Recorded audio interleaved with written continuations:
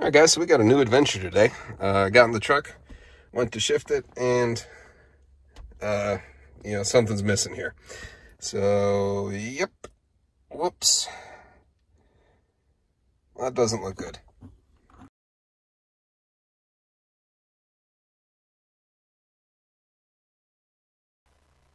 Hey guys, before we actually get into the repairs here on this video, just wanted to mention that 98% of our views right now are coming from non-subscribers. So if you want to help us grow this channel, please drop us a like, subscribe to the channel, maybe leave a comment down below. Let us know what you like about our videos, what you don't like about our videos, maybe where we can improve in the future. Anyways, thanks for watching. Really appreciate it. Let's go ahead and get into it. Alright, so looking in here, the shift lever mounts in here. And there's an aluminum bracket that goes around it to hold it while you're pulling and shifting gears. And, well, it broke. So, we can see, here's what's left of the bracket. And here's the part that broke off. So, I've got another bracket on order, but for now, we are shifting gears with the help of a set of pliers. Seems to be working okay, but to prevent any damage from the shift indicator cable here hanging, we're going to go ahead and just pull that off.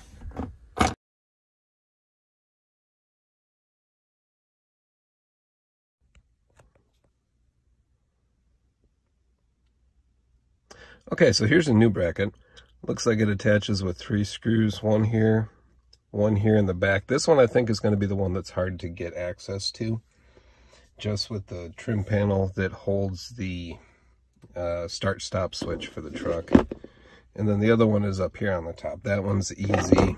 This one should be easy to get to. I think that one's going to give me a little bit of a problem. I've never done one of these before. Looks pretty easy. First thing we got to do is get the clamshell off so we can get down to the screws that hold that onto the steering column. Oh, so the top came off real easy. Just got 2 torque screws up underneath there, right here, over here. The bottom not so much, so I think this knee panel, the knee bolster pad here, whatever they want to call it, I think I got to pull that off to get that down. Okay, so I stand corrected.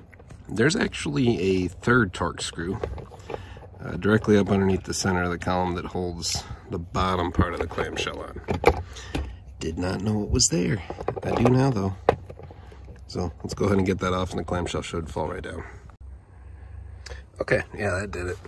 So it really helps when you're removing a part to remove all of the fasteners that hold it in.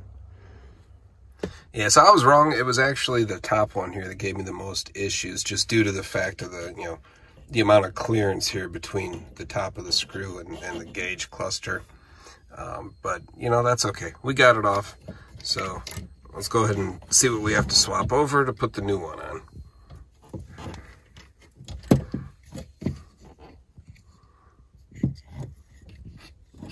Okay, so we just have to remove that retainer. And there's a connection down here. One thing that we got to do before we install the new one is to make sure that the new one is in the same position the old one came off as. So, if we look down here, here's the new one, and the shift is in the far bottom lock position, which means the arm would be all the way up for park.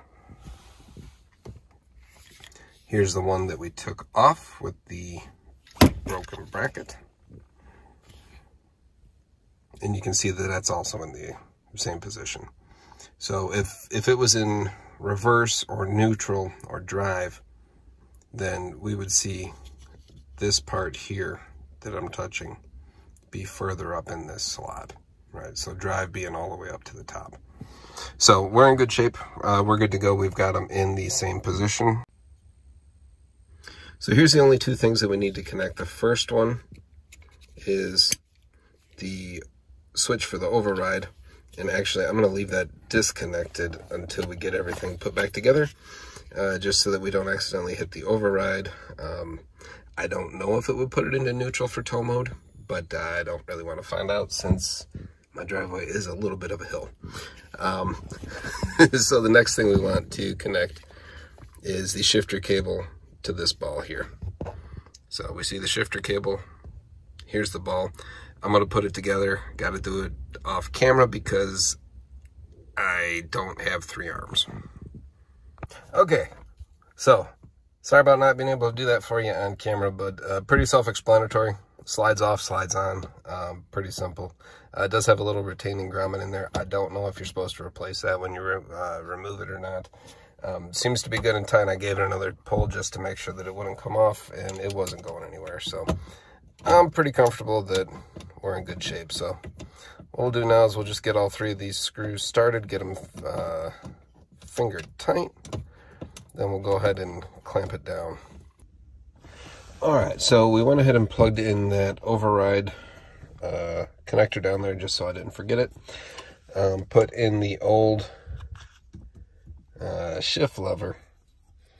Now, we've got a little plug here just to retain that wire. And that goes down here and plugs into a bracket that's all the way down here. Somewhere. I don't know where it's at. But it's way down there. Okay, we got to mostly put back together everything below the steering wheel, bottom half of the clamshell, knee bolster, whatever they want to call it. All that's back in, fully connected. The only thing I didn't put on was the top of the clamshell because, well, one, I got a new shifter boot coming because this one is really tore up. And I know you can get it on with the clamshell on, but, you know, whatever. And 2, if this doesn't work, then it's less for me to take back apart. So, let's go ahead and fire it up.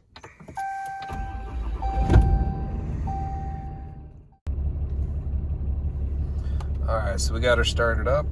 Let's go ahead and put it into reverse. Perfect, reverse cam comes on. Let's go into neutral. Awesome. Drive. Okay. You can feel it kick in. Let's take it back up to park. Feels good. Alright, we're going to go ahead and take it for a test drive.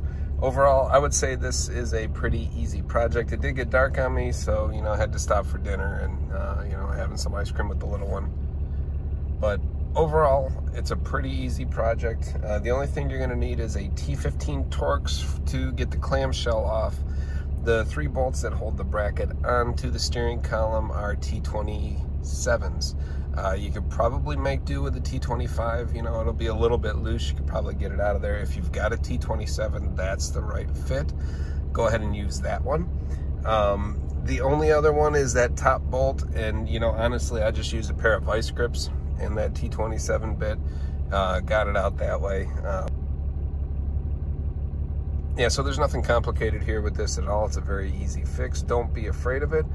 If yours happens to break, order the parts. Give yourself 20-30 minutes to do it in your driveway. One thing I would say, just make sure that your parking brake is on. You block your wheels in case you happen to trip it up into the neutral override. But overall, super simple. Thanks for watching. Have a great day. Hey guys, thanks for watching the video. We hope you enjoyed it. Please drop us a like and subscribe so that you're notified when we post future videos. Until next time, stay safe out there, have some fun, and we'll see you next time on Sight Unseen Rebuilds.